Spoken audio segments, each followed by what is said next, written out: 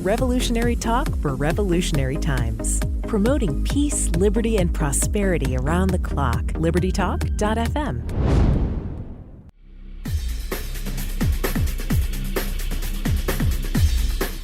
Welcome to Living the Solution with Dr. Elena George.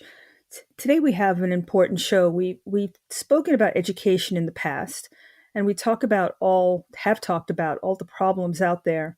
And I was just telling our guests that I don't know how parents do it these days because it was just simple. When I went to school, you went to school, you learned. There was nothing else that you had to worry about or navigate. And it was about learning. I don't think that's the case anymore. In every state right now, we're seeing parents at odds with their school boards, children not learning what they're supposed to. And I mean, I guess we'll talk about it too, but I mean, we learned about cursive, we learned a gamut of things that we could use, critical thinking being one of them. I'm not sure that's still the case. And so I wanted to speak with someone who can tell us about choices, because it seems if you turn on TV, you only have one option. Either you keep your child in a situation that you may not be happy with, or you have to take on the burden yourself, which is kind of hard if you're a working parent. So today we wanted to speak with Miss Kerry McDonald. She's a senior education fellow at the Foundation for Economic Education and the host of the weekly Liberated podcast. She's also the author of Unschooled, Raising Curious, Well-Educated Children Outside the Conventional Classroom. She's an adjunct scholar at the Cato Institute, education policy fellow at State Policy Network, and a regular Forbes contributor. Her research interests include homeschooling and schooling alternatives, self-directed learning, education entrepreneurship, parent empowerment, school choice, and family and child policy. Her articles are myriad, and they include the Wall Street Journal, Newsweek, NPR, Education Next, Reason Magazine, Washington Examiner, City Journal, Entrepreneur, and the Journal of School Choice, among others. She has a master's degree in education policy from Harvard University and a bachelor's degree in economics from Bowdoin College. She lives in Massachusetts with her family, and I know, Ms. McDonald, how busy you are, so I really, really appreciate you joining me today. Oh, I'm glad to be back with you, Dr. George. Thanks for having me. Oh, it's a pleasure. Last time we spoke, you gave a real eye-opening presentation, really, of what's out there for parents, and it's been so adversarial over the past year. I just wanted to once again revisit everything that you do, because I think knowledge is power. And if you know something, then you can choose what's best for you and your family. So since I've last spoken with you, what's the climate like? I'm seeing it from a television standpoint, but you're on the front lines. What is it like, in your opinion, for parents now who are not necessarily happy with the direction of their child's education? Well, I think parents now have more options than ever. I mean, we're in this transformational moment in K-12 U.S. education where parents are empowered in ways that they never were previously. And that's really a result of the COVID lockdowns and specifically remote schooling, when children's classrooms came into family homes and parents got a close-up look, in many cases for the first time, of what was actually happening in their children's classrooms, what their children were learning or were not learning, and a lot of what parents saw they didn't like. And then this prolonged remote schooling enabled families to start thinking about taking matters into their own hands. Many started to consider homeschooling because, of course, they were home with their kids anyway, and they thought, well, what does that look like? And then increasingly they discovered that it's, as you mentioned, it's not all or nothing. It's not homeschooling or sending your child to conventional school. There's a lot of room in between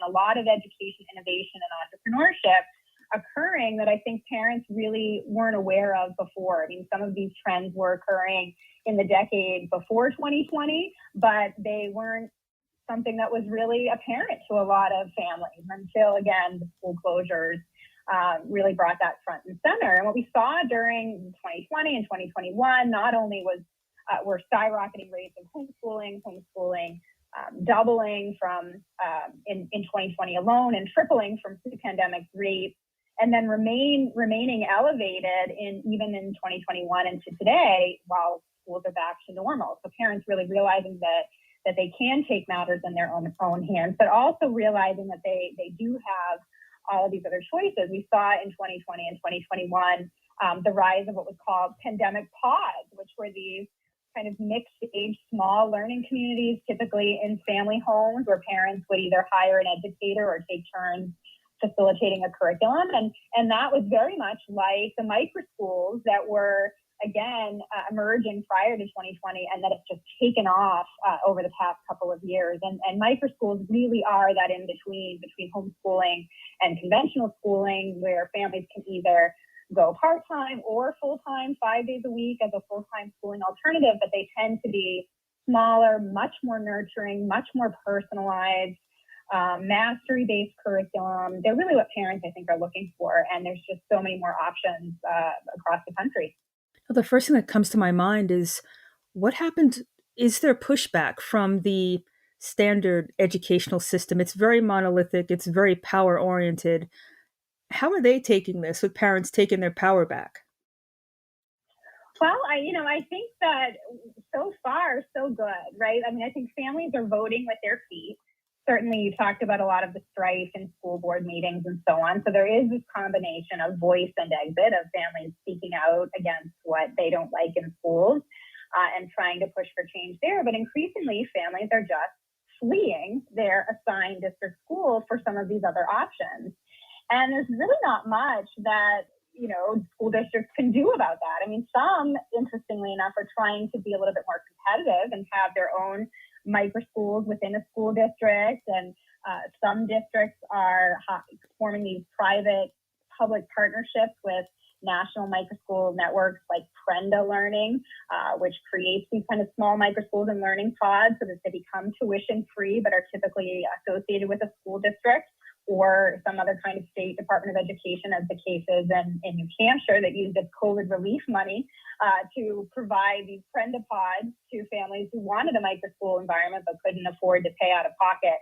So, I think we're seeing those creative strategies. But for the most part, micro schools are typically a fraction of the cost of conventional private schools, often a quarter or a fifth of the cost even of a typical private school in a given area. So they're generally much more accessible to more families just by nature of their cost.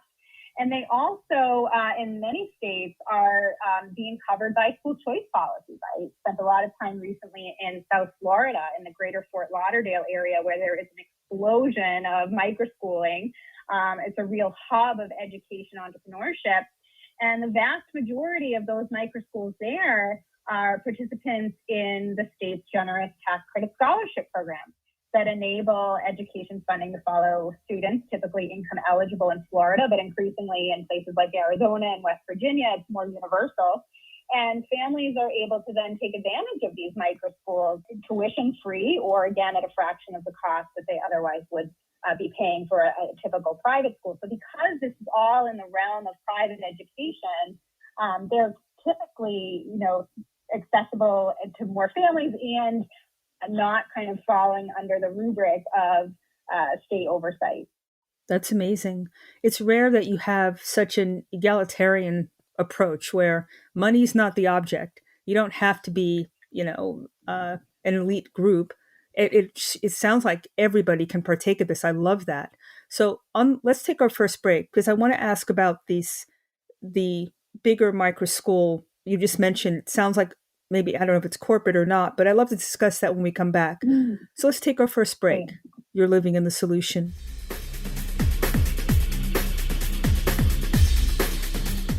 Welcome back to Living in Solution. We're speaking with Miss Kerry McDonald. Again, she's a member of the Foundation for Economic Education. And prior to the break, you were giving a wonderful synopsis of how money is not the object anymore. It's about quality. And I love the fact that there's competition now. With the public school system before, there was no competition. Oh, you could do whatever you wanted, and everybody was a captive audience.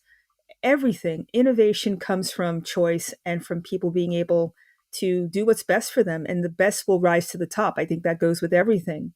But you mentioned that there were, it sounds like a company or companies that have micro schooling. Can you speak a little bit more about that? Is that a corporate version of this, or is that still entrepreneurial?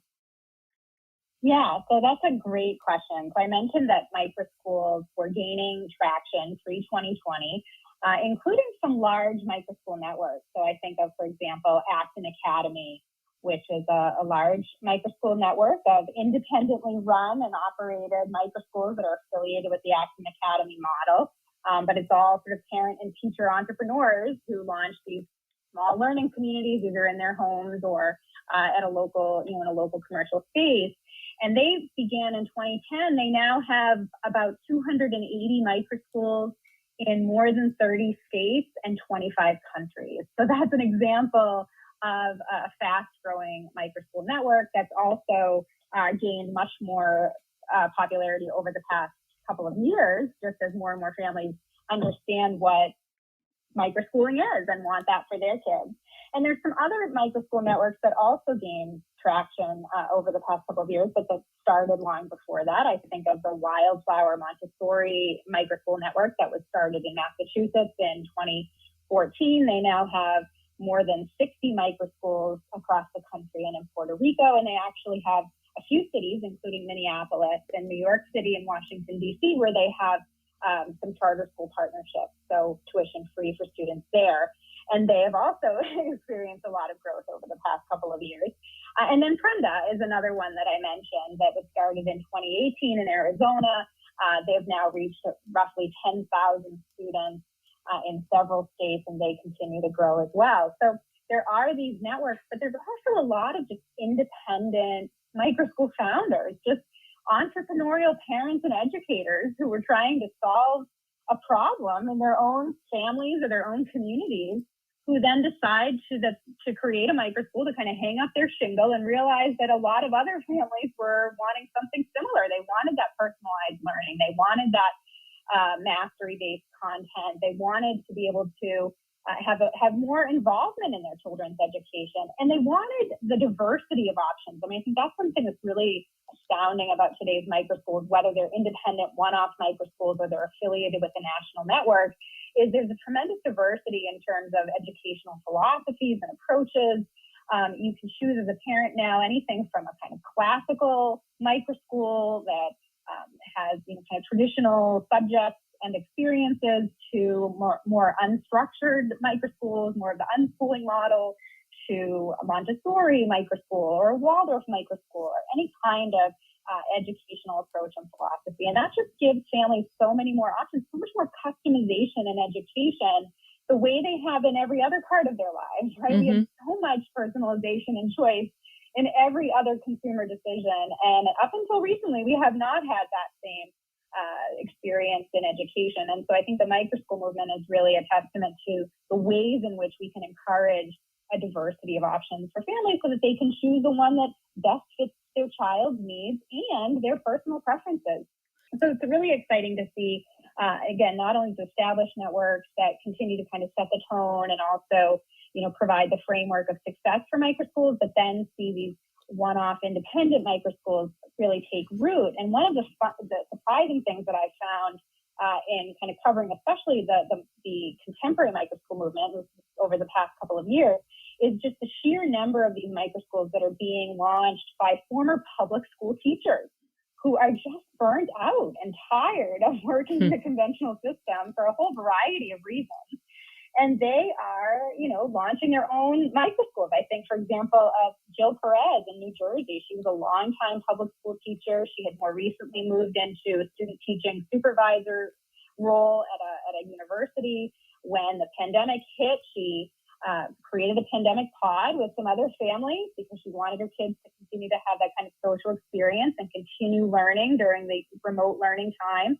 And it was so successful, and so many families were thrilled with what she was doing that they really were seeking more. They wanted something even more formal, more established. So last fall, in the fall of 2021, she opened a microschool in New Jersey with about 45 kids, mixed age. Families could choose either part-time or full-time. They were, recognized homeschoolers. Homeschooling is quite easy to do in New Jersey. There's very few regulations in New Jersey, so it's really easy to kind of have parents take control of their children's education. And she recruited a lot of teachers from the New York City public schools to work in her microschool because they were fed up with what they were seeing in the classroom and wanted something different. I think that's one of the things that we forget a lot of time is that teachers are as caught up in what's happening in public schools as their students are. Their hands are tied. They have to contend with standardization and bureaucracy and all of these constraints. They don't have that ability to be creative anymore. And it's frustrating for many of them. So they're either leaving to launch a micro school on their own or to potentially work in one. I love that. Now, you've mentioned it was mixed ages. What's the youngest child that enters one of these micro schools? So they really vary. I mean, you can have some micro schools that are truly reminiscent of the one-room schoolhouse model where you'd have kind of a K-12 micro school. And when we talk about micro schools, it's typically under 50 kids and is intentionally small. So even though these micro schools may be in high demand and a lot of families may want to take advantage of them and the founders realize they have the potential for growth, they want to stay intentionally small, typically under 50 kids, sometimes just a couple of dozen, to again allow for that personalization and individualization of learning. But many of these founders are interested in scaling. They do want to expand, but they want to expand horizontally, laterally, by opening additional small schools, additional micro schools, as opposed to expanding vertically by increasing the size of their existing micro schools. So they're really committed to that kind of small mixed age model. And then you'll see some micro schools that are more for elementary age, but again, mixed age. You might have K-6. Some, for example, one of the ones I visited in South Florida is specifically focused on middle school, has a lot